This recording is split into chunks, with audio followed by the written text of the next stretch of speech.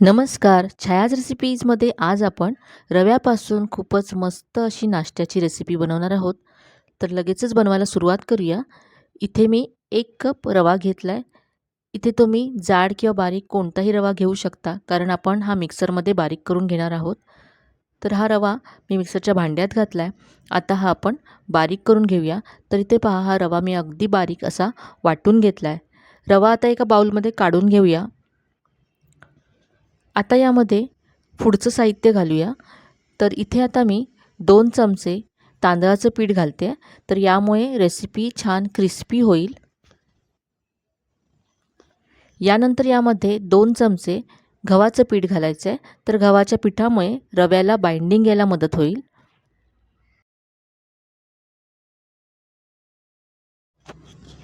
आता यामध्ये अर्धा चमचा साखर घालायची आहे आणि इथे मी चवीप्रमाणे मीठ घातलं आहे. यानंतर इथे 1 कप दही घालायचं आहे. तर इथे थोडंसं कमी आंबट असं दही घ्यायचं आहे. दही मी आधी थोडंसं फेटून घेतलं. इथे आता पाणी घालायचं आहे. तर त्याच दह्याच्या कपामध्ये मी 1 कप पाणी घेतलं आहे. त्यातलं सुरुवातीला अर्धं घातलं. मिक्स करून घेऊया. तर इथे रवा आणि तांदळाचं पीठ आहे, तर त्यामुळे भरपूर पाणी ॲब्झॉर्ब करतो रवा. तर इथे सगळं 1 कप पाणी मी इथे घालते. मिक्स करून घेऊया. हे सगळं एकजीव करून घेतलं आहे. तर हे अजूनही घट्ट आहे. तर यामध्ये इथे मी आणखी अर्धा कप पाणी घालते. याच्यातल्या सगळ्या गुठळ्या अशा काढून घ्यायच्या. तर आतापर्यंत यामध्ये मी 1.5 कप पाणी घातलं आहे. आता इथे मी एक विस्कर घेतला आहे. याने हे असं बीट करून घेऊया, म्हणजे याच्यामधल्या सगळ्या गुठळ्या निघून जातील आणि अगदी स्मूथ असं पीठ तयार होईल. तर इथे पहा, हे अगदी परफेक्ट आहे. याचे आपण डोसे बनवणार आहोत. तर नेहमीच्या डोसा बॅटरप्रमाणे हे पीठ तयार झालं आहे. हे आता 10 ते 15 मिनटं आपण झाकून ठेवूया आणि नंतर लागलं तर आणखी पाणी घालूया. आता आपण एक चटणी बनवूया. तर इथे चटणीसाठी 1 वाटी ओलं खोबरं घ्यायचं आहे. यामध्ये 1 चमचा भाजलेली चण्याची डाळ घालायची आहे. यानंतर हिरव्या मिरच्या घालायच्या, जेवढी तुम्हाला चटणी तिखट हवी त्या प्रमाणात. थोडासा इथे मी कांदा घालते आणि थोडीशी चिंच घालायची आहे. आता यामध्ये गरजेप्रमाणे पाणी घालून ही चटणी वाटून घेतली आहे. ही चटणी आता बाउलमध्ये काढून घेऊया. तर यामध्ये मी मीठ घातलं नव्हतं, तर आता मी यामध्ये चवीप्रमाणे मीठ घालते. मिक्स करून घेऊया मीठ. आणि आता चटणीवर घालण्यासाठी फोडणी तयार करून घेऊया. तर फोडणीसाठी इथे मी तडका पॅनमध्ये 1 चमचा तेल गरम करून घेतलं आहे. यामध्ये आता अर्धा चमचा मोहरी घालायची आहे. अर्धा चमचा उडदाची डाळ घातली आहे. यानंतर 4 ते 5 कढीपत्त्याची पानं घालायची आहेत. आणि इथे मी आता 1 लाल मिरची तुकडे करून यामध्ये घालते.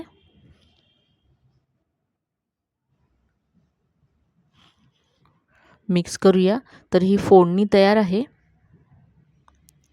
ही आता चटणीवरती घालूया.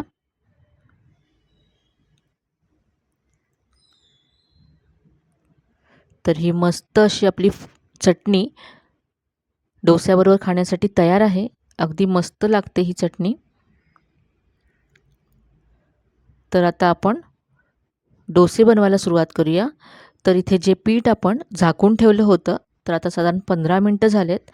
हे पाहूया आपण. तर हे आता आधीपेक्षा थोडंसं घट्ट झालं आहे. रव्याने पाणी ॲब्झॉर्ब केलं त्यामुळे.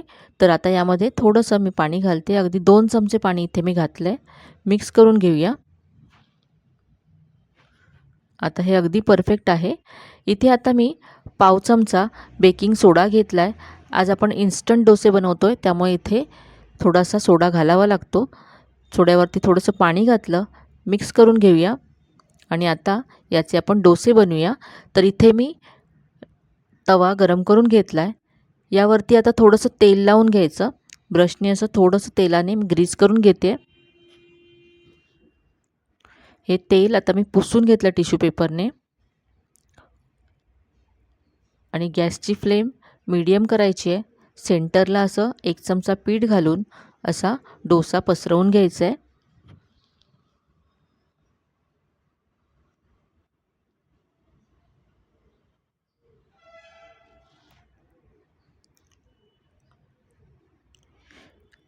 आता हा आपण वरून ड्राय होईपर्यंत वाट पाहूया.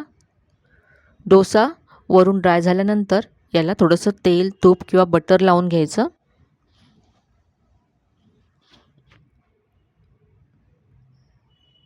आणि आता गॅसची फ्लेम मीडियम ठेवायची आणि डोसा कुरकुरीत होईपर्यंत, खालून ब्राऊन होईपर्यंत भाजून घ्यायचा. तर पहा, डोसा असा ब्राऊन दिसायला लागलाय, मस्त क्रिस्पी झालाय. तर पाहू शकता याचा रंग. काढून घेऊया.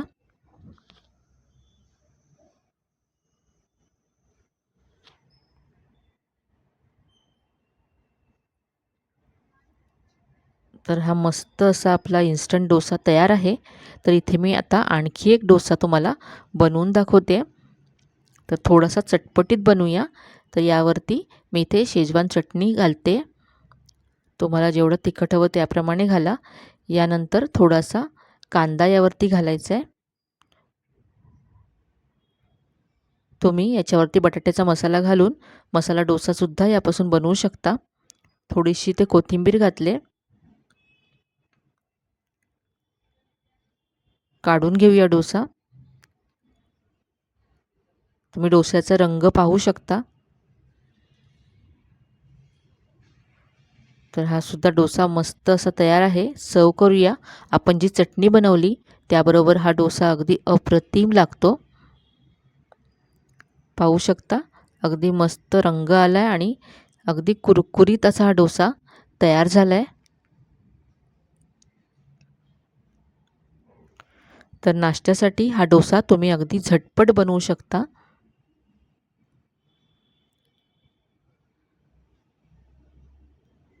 घरी असलेल्या साहित्यातून अगदी मस्त असा क्रिस्पी डोसा तयार होतो.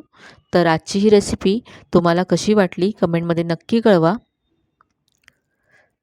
रेसिपी जर आवडली असेल तर व्हिडिओला जास्तीत जास्त लाईक करा, शेअर करा. चॅनलवर नवीन असाल तर चॅनलला सबस्क्राईब करायला विसरू नका. चला तर मग पुन्हा भेटूया अशाच छान छान आणि नवीन नवीन रेसिपीसह. तोपर्यंत धन्यवाद.